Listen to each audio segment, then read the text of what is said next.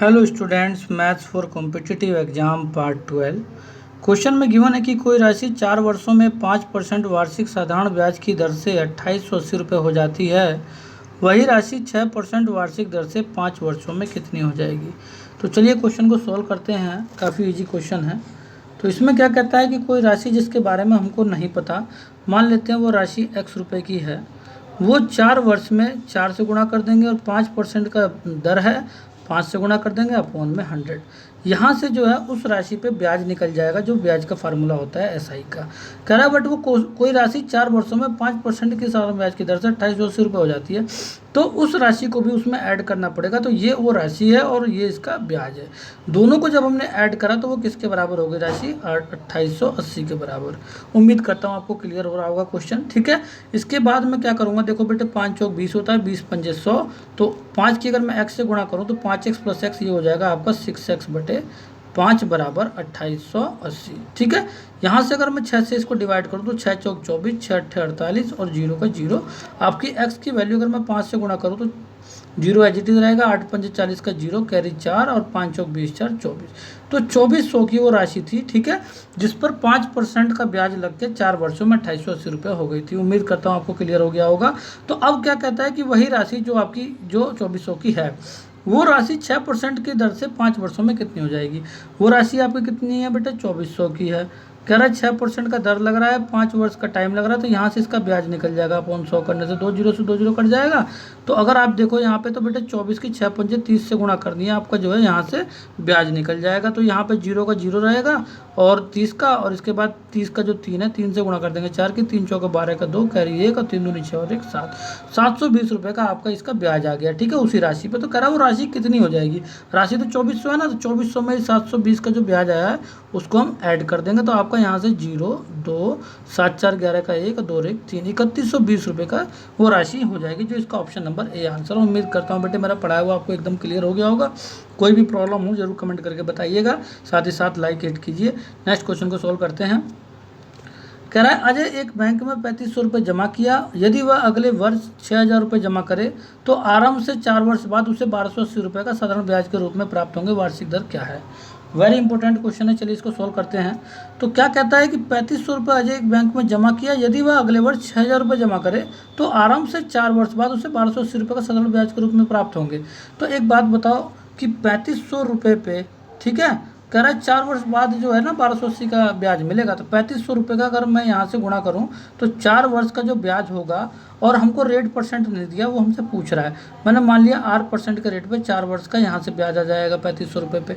इसके बाद वो 1 वर्ष के बाद अब उसका क्या किया, उसने 6000 रुपये और जमा किए। तो 6000 रुपये जो उसने जमा किया, उस 6000 रुपये पे जो भी ब्याज आएगा तो अब वो 3 साल का आएगा, क्योंकि 1 साल के बाद उसने जमा किया है। तो उसका 3 साल का मान लेते हैं 8% दर के हिसाब से ब्याज मिलेगा।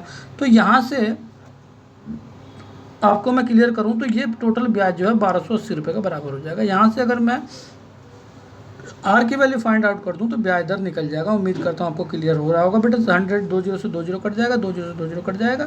आपका यहाँ हो जाएगा बेटे 35 चौका 140। ठीक है, 140 आर प्लस का ये हो जाएगा 36 18 180 आर। ठीक है, इक्वल टू हो जाएगा 1280 के। ठीक है, उम्मीद करता हूँ आपको क्लियर हो गया होगा। ये 1280 है आपका। यहाँ से आपको देखो तो इसको अगर आप ऐड करो तो बेटे ये हो जाएगा 8 4 12 का 2 और 2 और 1 3, 320 आर बराबर हो जाएगा 1280 के। तो यहाँ से 0 से 0 कट जाएगा, और आपको बताऊँ तो 3 चौका 12 और 2 चौका 8, तो 4 12 में खत्म हो जाएगा। तो आर इक्वल टू क्या आ जाएगा बेटे? 4%। उम्मीद करता हूँ आपको क्लियर हो गया होगा। इसका ऑप्शन नंबर ए आंसर है। नेक्स्ट क्वेश्चन पर चलते हैं। नेक्स्ट क्वेश्चन में क्या कहता है कि 8500 रुपये को 2 भागों में बांटकर पहले भाग को 8% की वार्षिक दर से 4 वर्षों के लिए तथा दूसरे भाग को 16% दर से 3 वर्षों के लिए उधार देने पर समान साधारण ब्याज प्राप्त होते हैं। दूसरे भाग की राशि क्या है? वेरी इजी क्वेश्चन है, ध्यान रखना। ऐसे क्वेश्चन बहुत इजी होते हैं। देखो साधारण ब्याज को दोनों को समान बता रहा है, इसका मतलब दोनों बराबर हो जाएंगे। तो पहले का ब्याज जो है 8500 को दो भागों में बांट रहा है। तो मान लेते हैं पहला भाग जो है आपका x रुपये का है। ठीक है, ये x है, आप ध्यान रखना। तो x का जो है वो पहले भाग को 8% के दर से 4 वर्षों के लिए यहाँ से इसका ब्याज निकल जाएगा, और दूसरा भाग दोनों के दोनों बराबर है ना, ऐसा इसीलिए मैंने बराबर दिखा दिया। दूसरा भाग क्या हो जाएगा बेटे, ये 8500 माइनस एक्स के बराबर हो जाएगा। तो दूसरा भाग को कह रहा है 16% के दर से 3 वर्षों के लिए। यहाँ से आप दोनों के दोनों ऐसा ही बराबर हो गए, तो यहाँ से बेटे जब ब्याज बराबर होगा तो ये दोनों के दोनों आपस में कट जाएंगे नीचे। और आपको बताऊं बेटे, तो 8 दूनी 16 आमने सामने कट जाते हैं, और 2 दूनी 4, 2 बार में 1 कट गया। तो यहाँ से बेटे 2x बराबर जो वैल्यू आ जाएगी 8500, ठीक है, गुणा 3 को अंदर गुणा कर देंगे, माइनस के x से गुणा करेंगे 3 की, तो 3x हो जाएगा। ये माइनस के 3x जब LHS की साइड जाएगा तो ये 5x हो जाएगा ऐड होके, और आपका 8500 गुणा 3 आ जाएगा। उम्मीद करता हूँ बेटे मेरा पढ़ा हुआ आपको क्लियर होगा। 5 से गुणा डिवाइड कर देते हैं, तो 5 एकम 5, 5 सत्ते 35, 0 0, तो 17 तियाँ कितना होता है बेटे 5100। तो x की वैल्यू आपकी 5100 रुपये की आ गई है। तो दूसरे भाग की राशि पूछ रहा है, पहले भाग की राशि तो मैंने 5100 निकाल दी x की वैल्यू, बट आपको 8500 में से 5100 माइनस करनी पड़ेगी। तो 8500 में से अगर आप 5100 को माइनस करोगे तो 004, और आपका बचेगा बेटे 8 में से 5 गया 3, तो 3400 आपका आंसर हो जाएगा, जो इसका ऑप्शन नंबर सी है। उम्मीद करता हूँ बेटे मेरा पढ़ाया हुआ आपको एकदम क्लियर हो गया होगा। चलिए नेक्स्ट क्वेश्चन को सोल्व करते हैं और देखते हैं नेक्स्ट क्वेश्चन में क्या कहता है। यदि 120 रुपये किसी साधारण ब्याज की दर से 4 वर्षों में 180 रुपये हो जाता है, तो 180 रुपये उसी दर से 5 वर्ष बाद कितना हो जाएगा। देखो इसका मतलब ये हुआ कि साधारण ब्याज की दर हमको नहीं पता पहले, तो 120 रुपये के बारे में बात कर रहा है। 120 रुपये हमें नहीं पता कितना दर था, वो कह रहा है 4 वर्षों में कितना हो जाता है, 180 रुपये हो जाता है। तो ये तो बेटे इसका ब्याज है, और किस पर ब्याज है, 120 रुपये पे। तो ब्याज और ये रुपए दोनों मिला के जो है 4 वर्ष के बाद 180 रुपये हो जाता है। तो यहाँ से आपको मैं क्लियर कर दूँ, या आप चाहो तो ये डायरेक्ट भी कर सकते थे, कोई ज़्यादा बड़ी बात नहीं है, क्योंकि देखो 180 रुपये 4 वर्ष में हो रहा है ना 120 रुपये, तो आप यहाँ से फार्मूले को यूज ना करके आप डायरेक्ट भी कर सकते हो। देखो कैसे, मान लो 120 रुपये है, 4 वर्ष में 180 रुपये हो जाता है, ठीक है ना। तो एक बात बताओ, कितने रुपये का इंक्रीमेंट आया, 60 रुपये का, और कितने ईयर में, 4 ईयर्स में।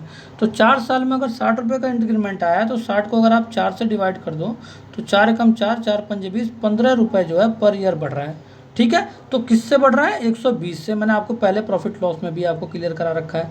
तो यहाँ से देखो 20 पंजे 100, 20 छिक्का 120, यहाँ हो जाएगा बेटे 15 पंजे 75/6।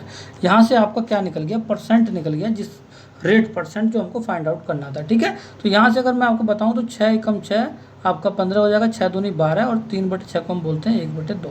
तो 12 होल 1/2% का रेट निकल गया, जो आर की वैल्यू है। तो कह रहा है 180 रुपये उसी दर से। अब ये वाला दर हमको लगाना है, ठीक है ना। आप चाहो तो इसको ऐसे भी लिख सकते हो, 75/6 को आप 3 से काटोगे तो ये हो जाएगा 25/2, ठीक है। तो इसको मैं आपको क्लियर कर दूं, 12 से 1/2 को भी हम 25/2 बोलते हैं। तो अब देखो 180 रुपये की बात कर रहा है ना, तो मान लेते हैं कि ये बेटे नेक्स्ट फार्मूला है। देखो 180 रुपये का क्या कहता है, ये हो जाएगा बेटे 12 दूनी 24 और 25/2, 25/2 के रेट से, और कितने वर्ष के लिए कह रहा है, 5 वर्ष बाद। तो अपॉन में 100, यहाँ से आपका क्या निकल जाएगा, इस यहाँ से आपका बेटे इसका ब्याज निकल जाएगा, ठीक है। और आपको ये तो मूल तो पता ही है कितना है, 120, तो 120 इसमें ऐड कर दो, ठीक है ना। तो मूल राशि का तो 180 रुपये की बात कर रहा है ना, ये 180 रुपये, ये बेटा मूल राशि नहीं है, 180 रुपये की बात कर रहा है। ये 180 यहाँ पे ऐड होगा, यहाँ पे मूल राशि, यहाँ 120 ऐड नहीं होगा, ठीक है। तो 180 रुपये की यहाँ पे क्वेश्चन में ही दिया हुआ है। तो 180 रुपये 5 वर्ष बाद कितना हो जाएगा, तो 5 वर्ष का 180 पे ब्याज हो गया हमारा यहाँ पे, और ये हमारा 180 रुपये इसमें ऐड हो गया। तो यहाँ से हमें क्लियर हो जाएगा कि टोटल पैसे कितने हुए। देखो मैं बताऊँ आपको, क्लियर कर दूँ, तो देखो यहाँ पे बेटे देखो 0 से 0 कट जाएगा आपका, ठीक है। और यहाँ देखो 5 दूनी 10 हो जाएगा, ठीक है। तो आपका ये हो जाएगा 180 प्लस आपका, यहाँ देखो 200 में अगर इसको काट दूँ तो 9 बार में चला जाएगा, ठीक है। और ये हो जाएगा आपका 25 निमा 225/2, ठीक है। तो आपका यहाँ पे मैं क्लियर कर दूँ तो 2 से काट दूँ तो 2 एकम 2, 2 एकम 2, 2 दूनी 4 और 2 पंजे 10। तो 180 में अगर 112.5 में ऐड कर दूँ तो देखो पहले तो 0.5 पॉइंट वाली वैल्यू ऐसी रहेगी, और यहाँ पे आ जाएगा बेटे 2, और ये 8 1 9, और यहाँ पे 1 है 2, तो 292.5 आ जाएगा, जो इसका ऑप्शन नंबर ए है। उम्मीद करता हूँ बेटे मेरा पढ़ा हुआ आपको क्लियर हो गया होगा।